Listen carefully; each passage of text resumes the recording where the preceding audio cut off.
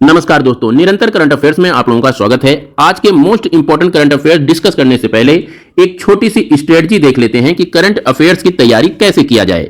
अगर आप उत्तर प्रदेश का कोई भी एग्जाम देने जा रहे हैं तो इसके लिए 3 सोर्स आपको फॉलो करने चाहिए।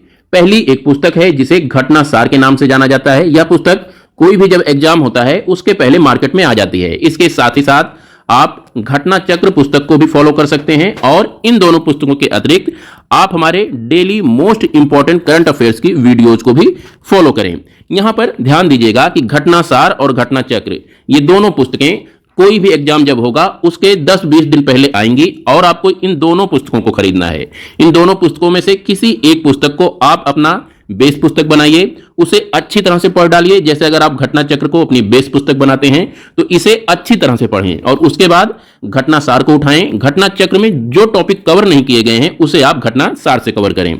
इस प्रकार इन दोनों पुस्तकों को आपको कवर करनी है। इनमें से कोई एक पुस्तक को आप अपनी आधार पुस्तक बनाइए, चाहे घटना सार को बनाइए या घटना चक्र को बनाइए, लेकिन आपको ये दोनों पुस्तकें खरीदनी है। और जो घटनाएं घटना सार में नहीं होंगी वो घटना चक्र में होंगी और जो घटना चक्र में नहीं होंगी वो घटना सार में होंगी।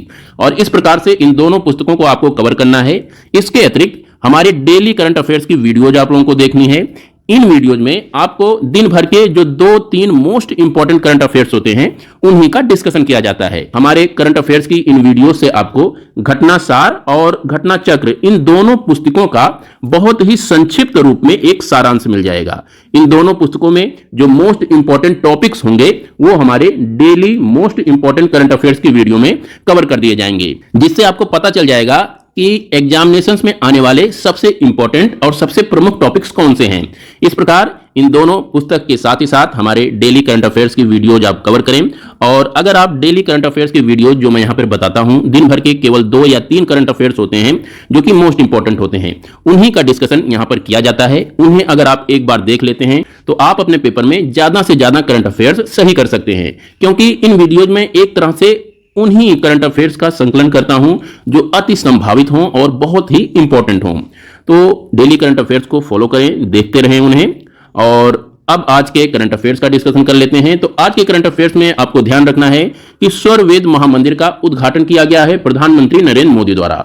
इसका उद्घाटन उमराह में किया गया है। उमराह वाराणसी का एक छोटा सा स्थल है, वहीं पर ही स्वरवेद महामंदिर का उद्घाटन किया गया है।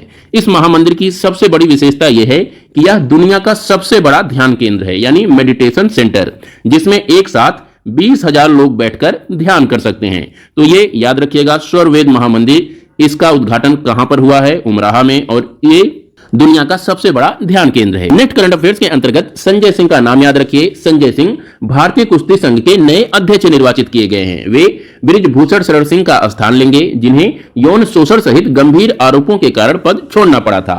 संजय सिंह बृजभूषण शरण सिंह के करीबी माने जाते हैं, जिसके चलते 2016 रियो ओलंपिक की कांस्य पदक विजेता साक्षी मलिक ने संजय सिंह के अध्यक्ष बनने के बाद कुश्ती छोड़ने की घोषणा की है। अगला करंट अफेयर्स भी खेल जगत से है। यहां से हमें खेलो इंडिया पैरा गेम्स 2023 के बारे में कुछ इंपॉर्टेंट फैक्ट्स एंड फिगर याद रखने हैं।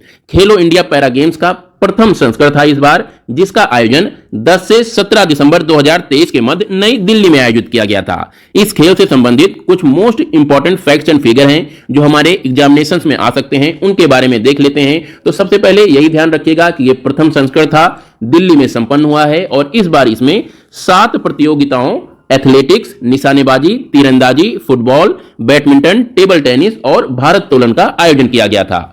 प्रथम खेलो इंडिया पैरा गेम्स के अगर मस्कट यानी शुभंकर की बात करें तो ये उज्ज्वला था। उज्ज्वला एक गौरैया है और इन खेलों में हरियाणा ने 40 स्वर्ण, 39 रजत और 26 कांस्य सहित कुल 105 पदक सहित शीर्ष स्थान हासिल किया।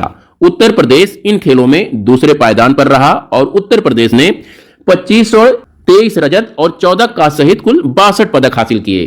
तीसरे स्थान पर तमिलनाडु रहा, जिसने 20 स्वर्ण, 8 रजत और 14 कांस्य पदक प्राप्त किया। पदक तालिका अगर आप देखें KIPG अर्थात खेलो इंडिया पैरा गेम्स 2023 की, तो हरियाणा शीर्ष पर है, उत्तर प्रदेश दूसरे पर, तमिलनाडु तीसरे पर और चौथे स्थान पर गुजरात रहा है। यहां से आपको ये नंबर्स भी सारे याद रखने हैं। इनमें से आप हरियाणा और उत्तर प्रदेश इन दोनों स्टेट्स के ये नंबर यानी पदकों की संख्या और रजत कितने मिले हैं, स्वर्ण कितने मिले हैं, कांस्य कितने मिले हैं और कुल पदक कितने मिले हैं। ये फैक्ट आप याद रखिएगा। आप हरियाणा और उत्तर प्रदेश इन दोनों का याद रखिएगा।